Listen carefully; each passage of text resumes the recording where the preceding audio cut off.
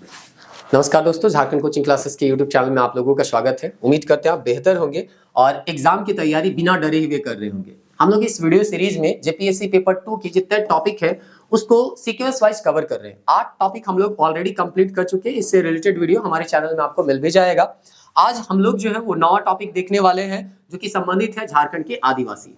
लेकिन हम आज बताना चाहेंगे कि देखिए, आपको पता भी होगा कि 17 मार्च को एग्जाम डेट अब कंफर्म हो गया है। तो सभी वीडियो जो अब आएंगे वो सीक्वेंस वाइज नहीं आएंगे। जो टॉपिक ऑलरेडी हम दूसरे वीडियो में बता चुके हैं उसको फिर से यहाँ पे हम रिपीट नहीं करेंगे। और वो कौन कौन सा टॉपिक है ये आप हमारे इस पीडीएफ चैनल ये पीडीएफ से आप प्राप्त कर सकते हैं जो कि हमारे टेलीग्राम चैनल में उपलब्ध है।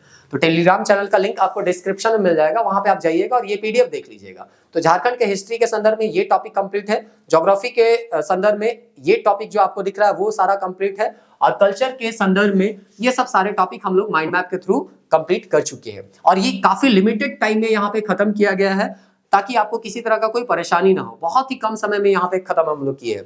तो आप हमारे चैनल में जाइएगा, चैनल में जाने के बाद प्लेलिस्ट में आप जाइएगा। प्लेलिस्ट में आपको एक प्लेलिस्ट मिलेगा झारखंड जीएस माइंड मैप। यहाँ पे आप देखिएगा तो झारखंड का हिस्ट्री को टॉपिक वाइज भी कवर किए, अर्थात कोई एक टॉपिक पे अगर आपको वीडियो देखना है तो आप एक टॉपिक पे भी देख सकते हैं। जैसे कि यहाँ आधुनिक झारखंड में अंग्रेजों के खिलाफ विद्रोह पीवाईक्यू के साथ यहाँ पे बताया गया। और अगर आपको कंप्लीट वीडियो देखना है तो आप झारखंड हिस्ट्री, ज्योग्राफी और कल्चर से रिलेटेड वीडियो देख लीजिएगा। 5.5 घंटा, 3.5 घंटा और 3.5 घंटा, ये इस तरह से कुल मिला के लगभग 12.5 घंटा का ये वीडियो है। 12.5 घंटा में आपका झारखंड हिस्ट्री, ज्योग्राफी से रिलेटेड जितना भी फैक्ट होगा हम सभी फैक्ट को यहाँ पे बताने का प्रयास किए हैं। इंक्लूडेड पीवाईक्यू यानी प्रीवियस ईयर क्वेश्चन को भी यहाँ पे इंक्लूड किया गया है। तो उम्मीद करते हैं अगर कोई भी टॉपिक आपको किसी तरह का कोई परेशानी होगा हिस्ट्री, ज्योग्राफी और कल्चर से, तो आप उस वीडियो को देख लीजिएगा। अभी जो टॉपिक वहां पे कवर नहीं किया गया है, जेएसएससी के संदर्भ में नहीं पढ़ते हैं, वो वर्तमान में अभी हम लोग कवर कर रहे हैं। और इस तरह से 8 वीडियो जो है आपको इस प्लेलिस्ट में मिल जाएगा जो कि संबंधित है यहाँ पे आपका झारखंड का जेपीएससी। देखिए पेपर 2 प्लेलिस्ट में आप जाइएगा तो यहाँ पे 8 वीडियो अभी दिख रहा है।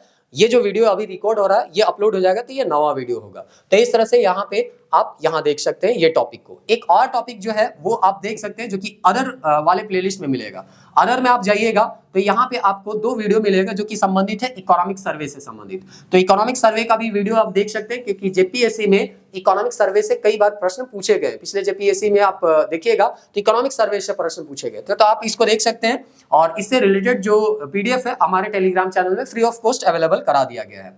दूसरा चीज है कि आपको पंचायती राज पढ़ना है और स्थानीय शासन के बारे में थोड़ा बहुत जानकारी लेना है। पंचवर्षीय योजना भी आप पढ़ सकते हैं, भारतीय कृषि के बारे में पढ़ना है। तो इससे संबंधित 3 वीडियो है। आपको जो भी यहाँ पे टॉपिक कवर करना है वो वीडियो आप देख लीजिएगा, यहाँ से वो टॉपिक भी आपका कवर हो जाएगा। तो हमारे चैनल का थोड़ा बहुत आप यूटिलाइज कर सकते हैं अगर कोई टॉपिक आपका कंप्लीट नहीं है। और ऑलरेडी कंप्लीट है तो कोई जरूरी नहीं है, आप चीजों को रिवाइज कीजिए और जो भी बचा हुआ समय है उसको धैर्यपूर्वक यूटिलाइज कीजिए ताकि आपका जो रिजल्ट है वो बेहतर हो। और देखिए रिजल्ट को आपको ज्यादा सोचना भी नहीं है, आप कैसे मेहनत करते हैं उसके बारे में थोड़ा बहुत सोचिए, रिजल्ट तो बात का चीज है।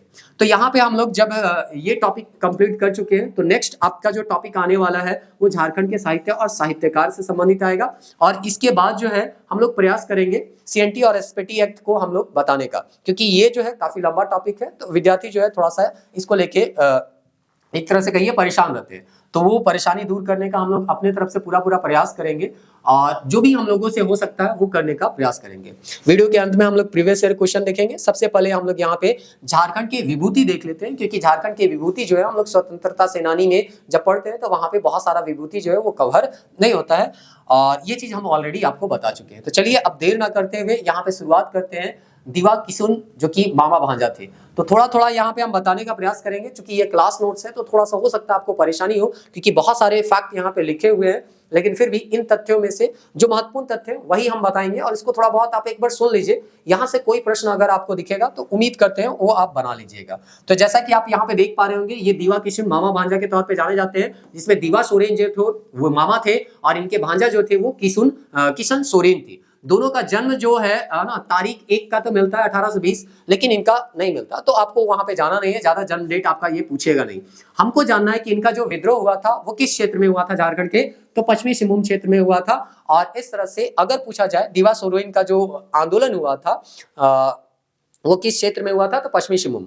दूसरा सवाल यहाँ से पूछ सकता है कि ये आंदोलन जो हुआ था वो किसके खिलाफ हुआ था, तो पोड़ाहाट के राजा अभिराम सिंह के खिलाफ हुआ था। क्यों हुआ था? तो अभिराम सिंह जो है अंग्रेजों के अधीनता को स्वीकार कर चुके थे, और जब अंग्रेजों का अधीनता को कोई स्वीकार कर लेगा तो उनके नीतियों को वो क्या करेगा, लागू करेगा। और जो अंग्रेज के नीति थे वो शोषणकारी थे, और इसीलिए ये पोड़ाहाट के राजा अभिराम सिंह और अंग्रेज के खिलाफ, दोनों के खिलाफ एक तरह से कहिए विद्रोह करेंगे। और इस विद्रोह का जो डेट रहेगा वो 1872 के आसपास रहेगा, यानी 1872 में ये लोग जो है इस विद्रोह को अंजाम देंगे। तो कभी कभी पूछ सकता है दिवा किशुन जी का जो विद्रोह था वो किस दौरान हुआ था? तो 1872 के दौरान। बाद में इनको पकड़ लिया जाता है और सरायकेला के जेल में इनको फांसी दे दिया जाता है, और इस तरह से इनका जो विद्रोह है वो शांत हो जाता है। अब यहाँ पे देखते हैं दूसरा विभूति के बारे में, जो कि संबंधित है सिंगी दई और कैली दई। ये महिलाएं हैं जो कि मुगलों के साथ एक तरह से युद्ध लड़ी थी। कहा जाता है, ये कहानी कथा है, हम लोग पढ़ते हैं कि मुगल जो है वो रोहतासगढ़ किले में कब्जा करना चाह रहे थे, और इसके लिए वो जो है वो कई बार यहाँ पे आक्रमण कर रहे थे। यहाँ पे दिया गया है 3 बार वो आक्रमण किए थे। तो जब पुरुष एक तरह से, जब रात होता था तो पुरुष जो है वो सोने के लिए चले जाते थे। उस दौरान, रात के दौरान महिलाएं जो है वो पुरुष का वेश धारण करती थी, और उसके बाद मुगलों का एक तरह से कहिए सामना करती थी। तो मुगलों को लगता था कि ये लोग 24 घंटा सो क्यों नहीं रहे हैं। बाद में पता चलता है कि ये स्त्री है, और इस तरह से यहाँ पे इनके जो एक तरह से कहिए अद्भुत शौर्य है उसको देखते हुए हर 12 साल में यहाँ पे जनी शिकार का ये त्योहार मनाया जाता है, जिसमें महिलाएं जो है वो पुरुष का वेश धारण करती हैं और शिकार के लिए निकलती है। तो इस तरह से इनका जो शौर्य है उनको याद करने के लिए जनी शिकार मनाया जाता है। तो आपको केवल याद क्या करना है कि जनी शिकार जो है वो किसके याद में मनाया जाता है? सिंगी दई और कैली दई के, ये उरांव समुदाय से संबंधित है। देखिए बहुत सारा चीज हम एक ही वीडियो में तो नहीं बता सकते हैं, लेकिन उम्मीद करते हैं जो भी आपको बताया जा रहा है वो एग्जाम के पॉइंट ऑफ व्यू से इंपॉर्टेंट है, और वो हम सब चीज बताने का प्रयास भी कर रहे हैं। तो अगला जो है वो अल्बर्ट एक्का जी के बारे में यहाँ पे जानना, और अल्बर्ट एक्का जी के बारे में हम को लगता है सबको ही आपको पता होगा कि 27 दिसंबर 1942 को इनका जन्म हुआ था। कहाँ हुआ था? तो जरी गांव, जो कि गुमला में यहाँ पे पड़ता है। इनके पिता का नाम जूलियस एक्का, मरियम एक्का इनकी माता थी, और पत्नी का नाम था बलमदीना एक्का, जिनका अब देहांत हो चुका है। तो इस तरह से इनका जो पुण्यतिथि है वो 3 दिसंबर 1971 है। भारत का जब पाकिस्तान के साथ युद्ध हो रहा था और बांग्लादेश का जब निर्माण हुआ था, तो उसी समय ये जो है एक तरह से कहिए अपने शौर्य का प्रदर्शन किए थे, और उन्हीं के लिए इसको परमवीर चक्र भी दिया जाता है। थोड़ा सा यहाँ पे इनका प्रारंभिक समय के बारे में अगर जाने तो कहा जाता है जब ये सेना में गए थे तो उस समय बिहार रेजिमेंट में अपना एक तरह से योगदान दिए। फिर एक यहाँ पे 14 गार्ड्स का गठन होता है, उसका ये सदस्य हो जाते हैं, और उसके बाद ब्रिगेड ऑफ गार्ड्स के ये लांस नायक होते हैं, और ये लांस नायक रहते हुए ही 1971 में हिली की लड़ाई में एक तरह से कहिए अपना प्राण त्याग देते हैं, और एक तरह से कहिए जो है अपना शौर्य का प्रदर्शन यहाँ पे करते हैं, और इनको बाद में मरणोपरांत परमवीर चक्र, जो कि सैन्य का सबसे उच्च सम्मान है, उससे सम्मानित किया जाता है। तो इस तरह से आपको याद रखना है कि परमवीर चक्र जो है वो झारखंड के किस व्यक्ति को मिला था? तो अल्बर्ट एक्का जी को। और ये प्रश्न जो है वो आया हुआ है, जो भी आया हुआ प्रश्न है हम वीडियो में बताते चलेंगे, उसको आप ध्यान दीजिएगा। ये 2 बार आपका जेपीएससी में ही पूछा है, और वीडियो के अंत में हम जैसा कि बोल रहे हैं कि वो बताएंगे भी हम, इसमें आपको ज्यादा परेशान होने की कोई आवश्यकता नहीं है। चलिए अब हम लोग अगले व्यक्ति के बारे में पढ़ते हैं, फादर हॉफमैन के बारे में। देखिए हो सकता है आपको थोड़ा सा परेशानी हो रहा होगा यहाँ पे देखने में, लेकिन फिर भी हम करें, जो हम बता रहे हैं उसको केवल एक बार सुन लीजिए। हो सकता है अगर यहाँ से कोई प्रश्न आ जाए तो वो आप बना पाए बहुत आसानी से, क्योंकि ये सब के बारे में विभूति तो 1-2 है नहीं, झारखंड में बहुत सारे विभूति है, कितना का आप पढ़िएगा। अब 1 या 2 प्रश्न के लिए हम यहाँ पे बैठ के एक दिन माइंड मैप नहीं बना सकते हैं, आप मेरा भी लिमिटेशन को समझ सकते हैं। तो इस तरह से यहाँ पे फादर हॉफमैन के बारे में बताया गया है कि ये जो थे वो जनजातियों के लिए काफी महत्वपूर्ण कार्य किए थे, इसीलिए झारखंड के भी नहीं होते हुए हम इनके बारे में पढ़ रहे हैं झारखंड की विभूति के संदर्भ में। तो इस तरह से ये सहकारी उदार समिति वगैरह बनाते हैं, ये तो आपको नहीं पूछेगा, इसको ज्यादा याद नहीं रखना है। हाँ पूछेगा इनके द्वारा जो लिखा गया किताब है वो, तो मुंडा ग्रामर लिखे थे, मुंडा के बारे में है ना बहुत सारा ये जो है खोज करते हैं, और इस तरह से इंसाइक्लोपीडिया मुंडारिका में जो कि 15 खंड में है, उसमें मुंडा के जो इतिहास है उन सब के बारे में यहाँ पे बहुत सारा चीज जो है आपको देखने को मिलेगा जो ये रिसर्च किए थे। तो इस तरह से ये 15 वॉल्यूम का इनके द्वारा लिखा गया इंसाइक्लोपीडिया मुंडारिका। कभी पूछा जाएगा तो कौन लिखे थे? तो फादर हॉफमैन, जो कि सीएनटी एक्ट के जन्मदाता के तौर पे भी जाने जाते हैं। अब यहाँ पे अगला नाम आता है शरद चंद्र राय जी से, और इससे भी सवाल आया है और बैकलॉग में ही सवाल आपका पूछा गया है। इनके जीवन के बारे में थोड़ा बहुत देखिए, ज्यादा पूछेगा नहीं लेकिन फिर भी देख लेते हैं। यहाँ पे इनका जन्म जो है 4 नवंबर 1871 से हुआ था। कहाँ ये जन्मे हुए थे। तो इनका जन्म जो है वो बंगाल में हुआ था, बस इतना जानिए। और इनका मृत्यु जो है वो 1942 में हुआ था। बहुत सारे काम ये करते थे, लॉयर थे, है ना, एंथ्रोपोग्राफर थे, कल्चर एंथ्रोपोलॉजिस्ट थे, लेक्चरर थे, रीडर थे। तो वो आपको पूछा नहीं जाएगा, आपको जो पूछा जाएगा वो हम बताने के यहाँ पे प्रयास कर रहे हैं। देखिए यहाँ पे कहाँ कहाँ के वो हेडमास्टर वगैरह रहे, ये सब भी आपको नहीं पूछा जाएगा, इनका वर्क से नहीं पूछा जाएगा। इनका जो किताब है उनसे सवाल पूछा जाएगा और वहां से सवाल पूछा गया है, उसी को हम लोग पढ़ते हैं। तो इनका जो पहला किताब लिखा गया है the Mundas and their country, इसके बारे में ऑलरेडी हम लोग पिछले वीडियो में चर्चा कर भी चुके हैं। फिर the Oraon of Chhotanagpur, the Birhor, ये सवाल आपको बैकलॉग में पूछा गया था, इसको आप लोग याद रखिएगा, ये प्रीवियस ईयर क्वेश्चन में आया हुआ है। फिर है उरांव रिलीजन एंड कस्टम, ये लिखा गया है। The hill Bhuya end of Odisha, फिर है खड़िया वॉल्यूम 1 और खड़िया वॉल्यूम 2। तो इस तरह से ये किताब जो है शरद चंद्र राय जी के द्वारा लिखा गया। तो इस तरह से ये सब सारे किताब हैं जो कि शरद चंद्र राय जी के द्वारा यहाँ पे लिखे हैं। बहुत सारे ये जनरल भी यहाँ पे इनका कंट्रीब्यूशन रहा है। और man in India, the first anthropologist general in India was started by him in 1921, यानी कि ये प्रथम ऐसे व्यक्ति थे जो कि एंथ्रोपोलॉजिस्ट जनरल के तौर पे एक तरह से जाने गए, जिनका शुरुआत जो है 1900 एक तरह से कहिए 21 में हुआ था। और इस तरह से ये कई जनरल यहाँ पे लिखे थे, कई पत्रिका यहाँ पे लिखे थे जो कि संबंधित है यहाँ पे टोटेज्म अमोंग द असुर, यानी टोटम के बारे में जो होता है ना, गोत्र टोटम, उसके बारे में ये लिखे हुए थे। उसके बाद ये जो है लिखे हैं द हो पीपुल ऑफ सिमहोम, फिर पहरिया of Chotanagpur, on the Lepcha funeral करके लिखे हैं। फिर है यहाँ पे किनसिप क्या है अमोंग सिक्किम्स पीपुल करके लिखे हैं। फिर खासी पीपुल, है ना, फिर लिखे हैं खोंड ह्यूमन सैक्रिफाइस करके है। इस तरह से कुड़ुक मेमोरियल ट्राइब्स करके टैबलेट्स करके लिखा है। फिर black bills of Jaisamand lake and Rajputana करके लिखे हैं। फिर on ethnic group of Burma. तो इस तरह से कई यहाँ पे जर्नल लिखे हैं। चलिए जो भी आपको पूछा जाएगा, सबसे इंपॉर्टेंट ये किताब है, ये किताब आप याद रख लीजिएगा, ये सब किताब ज्यादा इंपॉर्टेंट है, यहाँ से ज्यादा सवाल आपको पूछेगा। फिर यहाँ पे इनका रिकॉग्नाइजेशन के बारे में दिया गया है कि इनको कौन कौन सा उपाधि मिला है। तो इसको सबसे पहला उपाधि जो मिला है वो कैसर हिंद का है, सिल्वर मेडल मिला है। और रोय बहादुर का मिला था 1919 में। ये दो महत्वपूर्ण है, इस दो को जानिए, बाकी बहुत ज्यादा महत्वपूर्ण नहीं है, तो इसको हम लोग स्किप करते हैं। अब चलिए जानते हैं कार्तिक उरांव जी के बारे में। तो कार्तिक उरांव जी के बारे में यहाँ पे अगर हम देखें तो इनका जन्म जो देता है वो 1924 में देता है, 29 अक्टूबर का। उसके बाद ये कहाँ के थे संबंधित, तो लोहरदगा की, इतना आपको याद रखना है। इनका देहांत जो है वो 1981 के दौरान हुआ था। कहा जाता है ये जो है ना पॉलिटिकल पार्टी से जुड़े हुए थे, इंडियन नेशनल कांग्रेस, ये तो नहीं पूछेगा। तो ये कहा जाता है इनका जो पढ़ाई हुआ था वो काफी ही एक तरह से उच्च शिक्षा इनको मिला था। और ये जो है यहाँ पे अगर देखिएगा तो पता चलता है कि ये ना केवल देश के उच्च संस्थान में पढ़े थे बल्कि विदेश में भी ये अपना योगदान दिए हुए थे। और इसीलिए कहा जाता है उरांव समाज के सबसे पढ़े लिखे व्यक्ति में से एक माने जाते हैं कार्तिक उरांव। तो इनके बारे में थोड़ा बहुत अगर हम देखें तो बोला जाता है स्कूलिंग जो हुआ था वो गुमला से ही हुआ था। उसके बाद ये जो है इंटरमीडिएट करते हैं साइंस कॉलेज पटना से, फिर इंजीनियरिंग करते हैं बैचलर डिग्री प्राप्त करते हैं बिहार कॉलेज ऑफ इंजीनियरिंग से। और उसके बाद जो है वो ग्रेट ब्रिटेन में जाते हैं और यहाँ पे भी पढ़ते हैं। तो इस तरह से विदेश में जाके उस समय पढ़ने वाले व्यक्ति थे कार्तिक उरांव। तो चलिए ये सब तो नहीं पूछेगा, जो पूछेगा वो हम लोग यहाँ पे देख लेते हैं। तो यहाँ पे आपको एक चीज पूछा गया था कि ये जो है अपोज किए थे जो कन्वर्जन हो रहा था ट्राइबल ग्रुप का, किसमें हो रहा था, क्रिश्चियनिटी में, तो उसका अपोज किए थे और ये सवाल आपका पूछा गया था। तो इस तरह से आप याद रखिएगा कि कार्तिक उरांव जो धर्मांतरण किया जा रहा है आदिवासियों का, उसका विरोध कर रहे थे और इसके लिए ये जाने जाते हैं। एचईसी में ये काम किए थे, वो सब भी आपको हो सकता है थोड़ा बहुत पूछा जाएगा, बहुत ज्यादा तो नहीं पूछा जाएगा। हाँ, एक पूछा जा सकता है, अखिल भारतीय विकास परिषद की स्थापना इनके द्वारा 1968 में किया गया। अब नाम आता है मधु मंसूरी जी से का, और अगर आप नागपुरी से संबंधित है तो इनका नाम ऑलरेडी आप जानते हैं, तो जानते होंगे। 1948 में इनका जन्म हुआ था, सिमलिया रांची में हुआ था। और इस तरह से ये जो है कई ऐसे गीत लिखे हैं जो कि झारखंड आंदोलन से संबंधित है। इसका सबसे महत्वपूर्ण गीत जो है वो नागपुरकर कोरा है, जो कि 1972 में ये लिखे हुए थे। ये ताइवान जाते हैं रामदयाल मुंडा जी के साथ और वहां पे मुकुंद नायक और रामदयाल मुंडा जी के साथ, और अपना जो भी वहां पे एक तरह से कहिए परफॉर्मेंस है वहां पे ये देते हैं। मैकॉन वगैरह में ये है ना काम करते थे, नागपुर गीतों का राजकुमार के तौर पे जाना जाता है। सबसे इंपॉर्टेंट ये है कि इनको पद्मश्री मिला था 2000 में, पद्मश्री मिला था, झारखंड रत्न मिला था 2011 में, और झारखंड विभूति अवार्ड मिला था आपका इनको। तो इस तरह से ये सारा चीज को आप याद रखने का प्रयास कीजिएगा। थोड़ा बहुत पुरस्कार और कौन कौन सा गीत इनका महत्वपूर्ण है वो।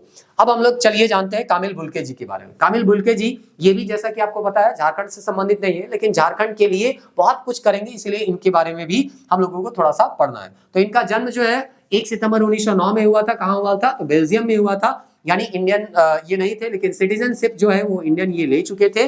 और इनको जाना जाता है हिंदी लिटरेचर में रिसर्च के लिए, और इस तरह से ये तुलसीदास में रिसर्च भी किए थे।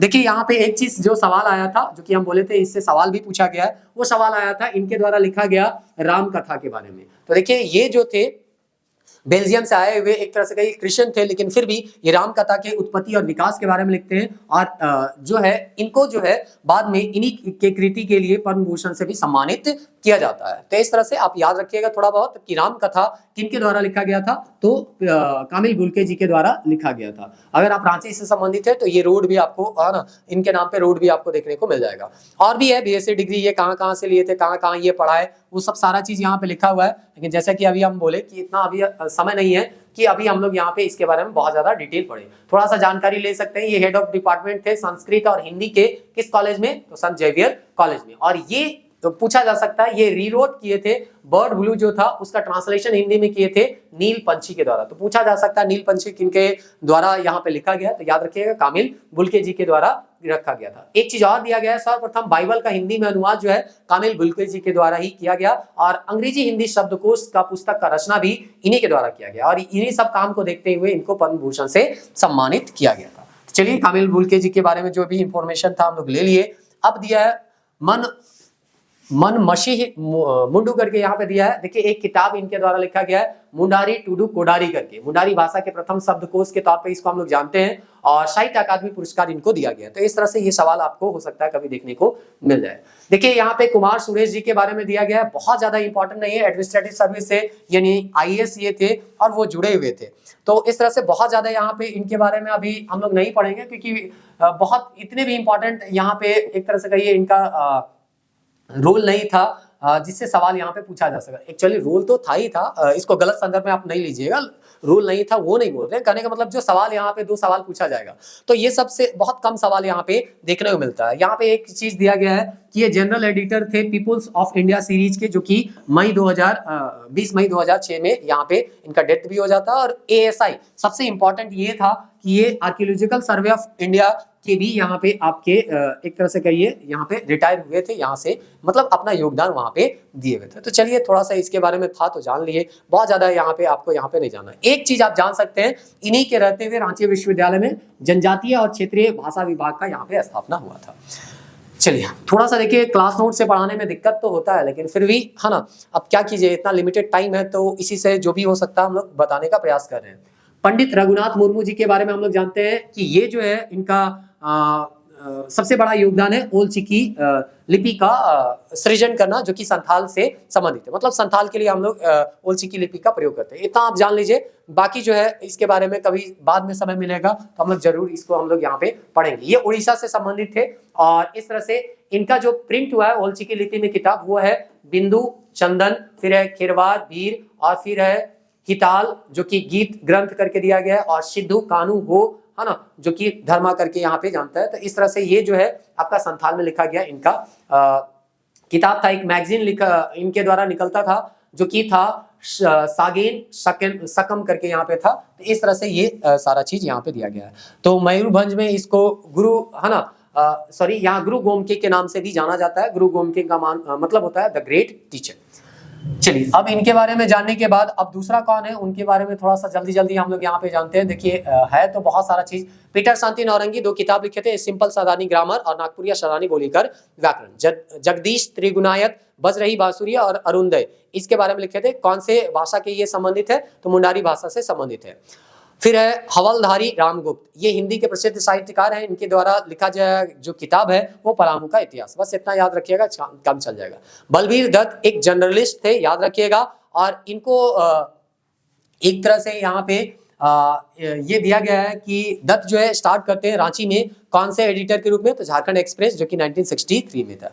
इसके द्वारा वीकली जो निकाला जाता है वो जय, मातृभूमि और देशपर्ण करके यहाँ पे एक तरह से कहिए उसका एडिटर करते हैं और पत्रिका निकालते हैं। South Asia free media association के ये मेंबर भी रहे थे, एडिटर गिल्ड्स ऑफ इंडिया के भी और नेशनल यूनियन ऑफ जर्नलिस्ट के भी ये मेंबर रहे हुए हैं, ऐसा दिया हुआ है। 25 साल ये जो है रांची यूनिवर्सिटी में गेस्ट लेक्चरर के तौर पे काम किए हुए थे। अब यहाँ पे देखते हैं इनके द्वारा लिखा गया किताब, जिससे अगर पूछना होगा सवाल यहीं से पूछेगा। कहानी झारखंड की आंदोलन की, फिर है सफरनामा पाकिस्तान, जयपाल सिंह एक रोमांचक क्या है अनखानी कहानी, कुछ दूसरा होगा यहाँ पे। उसके बाद इमरजेंसी का है ना, इमरजेंसी का कहर और कैंसर का जहर, ये यहाँ पे अनेक कहानी यहाँ पे होना चाहिए, कुछ होगा वहां पे, कुछ गलत मिसटाइपिंग हो गया है। फिर दत्त को कौन कौन सा अवार्ड मिला है, तो राष्ट्रीय है ना पत्रिका पुरस्कार यहाँ पे मिला है। ये सब बहुत ज्यादा इंपॉर्टेंट नहीं है। झारखंड गौरव सम्मान मिला है, पद्मश्री इनको मिला है, बस याद रखिएगा 2017 में सबसे बड़ा पुरस्कार वही है। फिर राधा कृष्ण जी के बारे में यहाँ पे दिया है, आदिवासी पत्रिका का संपादन ये किए थे, सोमदेव नाम से ये कविता है ना लिखते थे, ये सब सारा चीज लिखा गया है। 18 कहानियों के संग्रह रामलीला के ये प्रकाशन किए थे 1946 में पुस्तक भंडार पटना के द्वारा। तो इस तरह से यहाँ पे दिया गया है। 27 लघुकथा का संग्रह है इनका, गल्पिका ये है। और उसके बाद मंदाता और सौरभीर ऋषि का कथा जो है लिखे थे, जिसका ये उपन्यास में रूपांतरण लिखा। तो इस तरह से यहाँ पे ये सब सारा चीज यहाँ पे दिया गया है इनके बारे में। अब चलिए और भी कुछ है तो देखते हैं, बहुत सारा है। गुरु सुधीर है ना, शशिधर आचार्य, ये जाइए खाली याद रखिएगा, छऊ से ये संबंधित है और इससे ज्यादा आपको याद नहीं रखना है। पीताम्बर सोरेन के बारे में दिया गया है, ये एक एक्टर है, स्टोरी राइटर है और इनको जो है एक अवार्ड मिला है 2014 में बेस्ट संथाली फिल्म का, इसीलिए इसको हम यहाँ पे इंक्लूड किए थे। फिल्म का नाम था आमी दुलाट। उसके बाद मुकुंद नायक है, इनको कौन नहीं जानता है ना, ये लोक संगीत जो की है लिखने वाले हैं, डांसर है, इस तरह से ये जाने जाते हैं। इनको एक तरह से कहिए कई सारे पुरस्कार मिले हैं, जिसमें सबसे इंपॉर्टेंट जो अवार्ड है वो है पद्मश्री 2017 में मिला है और संगीत नाटक अकादमी अवार्ड भी मिला है जो कि 2019 में मिला है। उसके बाद यहाँ पे, और इसमें हम लोग ज्यादा यहाँ पे नहीं पढ़ते हैं, बहुत ज्यादा देश विदेश में गए और अपना परफॉर्मेंस यहाँ पे किए। उसके बाद यहाँ पे आता है नाम हरेन ठाकुर का। हरेन ठाकुर जो है वो झरिया धनबाद से संबंधित है और ये एक चित्रकार है, तो याद रखिएगा चित्रकार इससे संबंधित है, झरिया से संबंधित रहते हैं। शांति निकेतन कोलकाता से इनका शिक्षा दीक्षा हुआ है और इसीलिए हो सकता है ये पेंटिंग में बहुत माहिर है।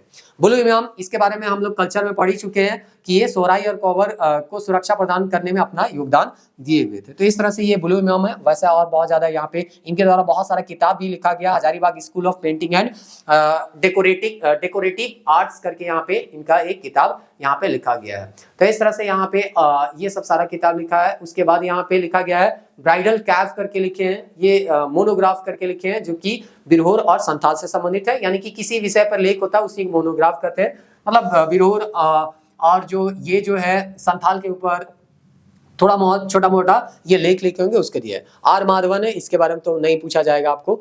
जमशेद जी नौ शेरवान जी टाटा, ये तो हम लोग जब ज्योग्राफी पढ़ रहे थे तो वहां पे ऑलरेडी पढ़ चुके थे, अभी इतना समय नहीं। देखिए इनका संदर्भ में जाने के लिए पूरा एक वीडियो बन सकता है, तो वहां पे हम लोग अभी ज्यादा नहीं जाएंगे। यहाँ पे आप खाली जान लीजिए कि ये जो है इनके दो बेटे थे, दोराब जी और रतन जी टाटा। रतन जी, एक दो नाम आपको मिलेगा। वर्तमान में जो रतन जी है वो ये रतन जी नहीं है, इनके पोते हैं। तो इस तरह से दोराब जी टाटा जो है, यहाँ पे दोराब जी टाटा के बारे में अगर देखिएगा तो ये टाटा एक तरह से कह सकते हैं स्टील है ना, और टाटा पावर और टाटा का जो फाउंडर ऑफ टाटा केमिकल्स, इनको जाना जाता है, किनको, दोराब जी टाटा जी को। तो इस तरह से दोराब जी टाटा के भाई जो थे उनका नाम था श्री रतन जी जमशेद जी टाटा, और इनके जो ग्रैंडसन थे उनका नाम है रतन टाटा, जो कि अभी वर्तमान में आपको देखने को मिलते हैं। उम्मीद करते हैं रतन टाटा जी को आप है ना यहाँ पे जानते हैं। तो चलिए रतन टाटा जी को कौन सा पुरस्कार मिला था, केवल उसको हम लोग जान लेते हैं और इसको स्किप करते हैं। तो रतन टाटा जी को यहाँ पे पद्म भूषण मिला 2000 में, पद्म विभूषण मिला 2008 में, तो ये याद रखिएगा। चामी मुर्मू जो है वो लेडी टार्जन के तौर पे जानी जाती हैं और इनको नारी शक्ति अवार्ड मिला है इंटरनेशनल वुमेन्स डे 2020 में यहाँ पे इनको मिला था। तो टार्जन लेडी के तौर पे जाना जाता है। यहाँ पे याद रखिएगा वृक्षों के एक तरह से कहिए बचाने के लिए अपना महत्वपूर्ण योगदान दी थी और बोला जाता है ये जो है 24 साल में 2.5 मिलियन से ज्यादा पेड़ यहाँ पे लगा चुके हैं। तो इस तरह से ये सारा चीज है। यहाँ पे एक यहाँ पे ये 3000 मेंबर का एक सहयोगी महिला क्या है बगरासई करके कुछ होता होगा वहां पे वर्ड, वो सारा चीज यहाँ पे ये बनाई हुई थी। चलिए लेडी टार्जन के तौर पे एक और व्यक्ति को जाना जाता है, जमुना टुडू। तो कभी पूछा जाएगा लेडी टार्जन के तौर पे किसको जानते हैं, तो जमुना टुडू और चामी मुर्मू, बस यही सबसे इंपॉर्टेंट है। वन सुरक्षा समिति का ये एक तरह से कहिए समिति के सदस्य थे। इनको भी कई अवार्ड मिला है। वुमेन ट्रांसफॉर्मिंग इंडिया 2017 का, फिर यहाँ पे विमेन ट्रांसफॉर्मिंग इंडिया 2017, अच्छा ये दो बार यहाँ पे लिखा गया है। चलिए बहुत ज्यादा इंपॉर्टेंट नहीं है, स्किप करते हैं इसको। उसके बाद और कुछ है, अशोक भगत है। अशोक भगत जो है एनजीओ के जो कि सेक्रेटरी रहे विकास भारती के, नॉन गवर्नमेंट ऑर्गेनाइजेशन है ये विकास भारती, और ये अपलिफ्टमेंट का काम कर रहे थे किससे संबंधित, रूरल पॉपुलेशन ऑफ झारखंड। तो इस तरह से यहाँ पे ये दिया गया है, नॉमिनेटेड लीडर ऑफ स्वच्छ भारत अभियान का कैंपेनिंग ये किए थे, तो ऐसा यहाँ पे दिया गया है। पद्मश्री 2015 में इनको मिला है। फिर है सिस्टर निर्मला, एक तरह से कह सकते हैं मदर टेरेसा की जो उत्तराधिकारी थी वो सिस्टर निर्मला थी, जिनको पद्म विभूषण से यहाँ पे सम्मानित किया गया था। तो इस तरह से यहाँ पे इनका बायोग्राफी दिया गया है थोड़ा बहुत, जो कि बहुत ज्यादा हमको नहीं लगता इंपॉर्टेंट है, यहाँ से सवाल नहीं पूछा जाएगा। सिस्टर निर्मला के बारे में थोड़ा बहुत याद रखिएगा कि ये जो है वो आपके मदर टेरेसा की उत्तराधिकारी के तौर पे ये जानी जाती है। तो इस तरह से यहाँ पे ये सारा चीज आपका दिया गया है। आगे और यहाँ पे हम देखें तो दिया गया है सिमोन उरांव। सिमोन उरांव जो है वो एक तरह से कहिए सिंचाई के साधन के लिए वाटरमैन ऑफ झारखंड के तौर पे जाना जाता है, सिमोन बाबा के नाम से जानते हैं। बेड़ों से ये संबंधित है और इनको पद्मश्री जो है वो 2016 में मिला है। तो केवल याद रखिएगा पद्मश्री 2016 में वाटरमैन ऑफ झारखंड के तौर पे जाना जाता है, क्योंकि ये जो है कई चेक डैम यहाँ पे बनाए थे और पेड़ पौधे को भी बचाने का प्रयास किए हुए। तो ये सिमोन उरांव जी के बारे में कुछ जानकारी था। उसके बाद है यहाँ पे विशेश्वर बीपी केसरी, आप झारखंड से संबंधित है और नागपुरी आपका विषय है, तो आप इनके बारे में जरूर जान रहे होंगे। तो बीपी केसरी जो है नागपुरी के सबसे महत्वपूर्ण एक तरह से कहिए प्रोफेसर में से एक थे, और ये राइटर भी थे, स्कॉलर के नाम से भी इनको जाना जाता है। इनका MA PhD यहाँ पे हुआ था। झारखंड मूवमेंट में इसका काफी बड़ा योगदान था। ये कई सारे किताब लिखे हैं, यहाँ तो 2-4 किताब ही लिखा गया है, इसके अलावा भी बहुत सारे यहाँ पे इनको किताब इनके द्वारा लिखे गए। तो चलिए यहाँ पे लिखा हुआ है तो हम पढ़ देते हैं। नागपुरी भाषा और सिद्धांत, फिर है साहित्य के तत्व और आयाम, झारखंड क्या है भाषण की सामान्य और संभावने करके कुछ लिखा है। छोटा नागपुर का इतिहास, झारखंड आंदोलन की वास्तविकता करके, वास्तविकता यहाँ पे होगा, थोड़ा सा इंग्लिश में हिंदी में पढ़ने में दिक्कत हो रहा है। चित्ररंजन यहाँ चरित्र निर्माण करके झारखंड के सदान ऐसे करके यहाँ पे लिखा है, बहुत सारा चीज लिखा है, छोड़ दीजिए। फिर है नोटेबल अवार्ड करके इनको मिला है, बहुत सारा अवार्ड मिला है। तो यहाँ पे आप देख लीजिए, विक्रमशिला विद्यापीठ अवार्ड मिला है, विद्यासागर अवार्ड मिला है, झारखंड रत्न मिला है। फिर यहाँ पे आपका राजभाषा सम्मान वगैरह मिला है, बहुत सारा चीज सम्मान मिला है, लेकिन उतना आपको यहाँ पे नहीं पूछा जाएगा और आपको बहुत ज्यादा यहाँ परेशान नहीं होना। एक चीज यहाँ से पूछा जा सकता है, नागपुरी संस्थान जो कि 17 फरवरी 2002 को स्थापना किया गया इनकी पत्नी शांति केसरी जी के सहायता से। तो इस तरह से हम लोग जो है यहाँ और भी कई विभूति के बारे में जान सकते हैं, जो कि आपको न्यूज में आते रहता है। निर्मल महतो के जानिए, NE होरो के बारे में आप जान सकते हैं। इसी तरह से भुवनेश्वर अनुज है, न्यूज़पेपर में कहीं कहीं बहुत सारे कटिंग यहाँ पे आते रहते हैं। देखिए यहाँ तक अगर आप वीडियो देख रहे हैं तो आपको हम एक तरह से कह सकते हैं कि बहुत ही बर्दाश्त कर लिए, क्योंकि देखिए जब बहुत सारा एक तरह से कहिए फैक्ट नहीं रहता है, माइंड मैप नहीं रहता है, तो पढ़ाने में थोड़ा तो दिक्कत होता है, क्योंकि ढूंढ के वहाँ पे बताना पड़ता है, तो थोड़ा सा परेशानी होता है। लेकिन फिर भी आप यहाँ तक देख रहे हैं, तो चलिए अब हम लोग यहाँ पे क्वेश्चन को भी यहाँ पे सॉल्व कर लेते हैं। तो सबसे पहले यहाँ पे देखते हैं कि विभूति से कौन कौन सा सवाल पूछा गया। ये तो स्वतंत्रता सेनानी से, हाँ झारखंड के परमवीर चक्र जैसे कि आपको बताया गया था, पूछा गया, अल्बर्ट एक्का है स्वतंत्रता सेनानी। ये तो स्वतंत्रता आंदोलन से पूछा गया था, लेकिन फिर भी याद रखिएगा ये ऑप्शन जो दिया गया था यहाँ पे मुंडा दिया गया या उरांव या गोंड या नागवंशी दिया गया, लेकिन पोटो सरदार जो है वो हो से संबंधित है, वो याद रखिएगा। मारन गोमके ये तो हम लोग का राज्य निर्माण से पूछा जाएगा, जयपाल सिंह वैसे है। उसके बाद हम लोग नेक्स्ट एग्जाम देखते हैं, 7वीं JPSC में कौन सा पूछा गया था, केरवार आंदोलन से, भागीरथ मांझी है वो तो आंदोलन से पूछा गया था। फिर धर्म परिवर्तन का एक सवाल आपको बताया गया था कि झारखंड के आदिवासी का ईसाई धर्म में परिवर्तन का विरोध कौन किए थे, तो कार्तिक उरांव किए थे। उसके बाद यहाँ छोटा नागपुर उन्नति समाज, ये सब तो हम लोगों को झारखंड आंदोलन के संदर्भ में पढ़ना है। फिर कार्तिक उरांव, हाँ ये तो हो गया। अब बैकलॉग का जो एग्जाम हुआ था उसमें देख लेते हैं क्या पूछा हुआ था, कौन सी जनजाति, अच्छा ये तो नहीं है। लड़का आंदोलन, ये आंदोलन से संबंधित है। हाँ अल्बर्ट एक्का के बारे में पूछा गया था, ये एक आपका विभूति से है। और एक प्रश्न आपको हो सकता है इधर देखने को मिलेगा, रामकथा कामिल बुल के बारे में बताए थे, वहां से एक सवाल पूछा गया। तो इस तरह से आपका थोड़ा बहुत देख लीजिएगा, बहुत ज्यादा लंबा चौड़ा ये टॉपिक है, और 1 या 2 सवाल आपका जो आता है वो आपका इतिहास से भी संबंधित रहता है, तो बहुत ज्यादा दिमाग नहीं लगाना, आप एक बार देख लिए इतना काफी है। अगर आपके पास कोई और भी नोट्स होगा तो एक नजर देख लीजिएगा, अगर कोई सवाल आएगा तो उम्मीद करते हैं आपका बन जाएगा। वीडियो को अंत तक देखने के लिए बहुत बहुत धन्यवाद।